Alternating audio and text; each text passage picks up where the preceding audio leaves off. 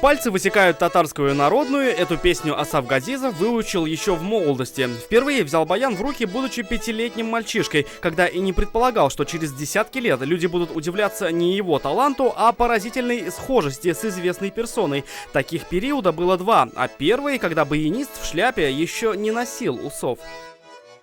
Однажды ездили в Казань, и ему в автобусе прям сказали: ох, как вы похожи на Андропова. У него очки такие же были, и он еще был тогда молодой и более-менее плотный был, свежий был.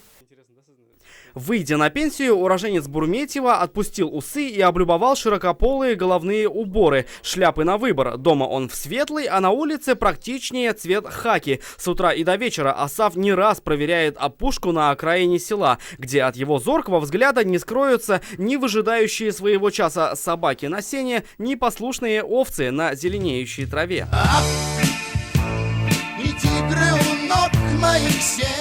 Это моя основная работа. Утром 5 часов встаю, выгоняю их, до 10 часов пошло, потом они отдыхают до 4 часов, потом уже вечером, когда холодно, тогда вот кормлю.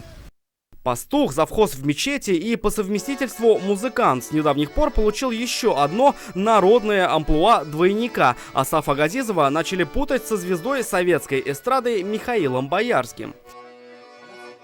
Как усы пустил. Вот. Люди говорят, вы похожи на Михаила Боярского. Для меня он мой, никакой не Боярский, не Андропов. Похож усами, шляпой или прищуром нашему герою неизвестно. Родился в 48-м, Михаил Боярский на год позже. И вопрос, кто на кого похож, становится риторическим. Пока не приглашают в кино и не продюсируют хиты, для односельчан Асаф Газизов остается уважаемым старожилом села Буруметьево.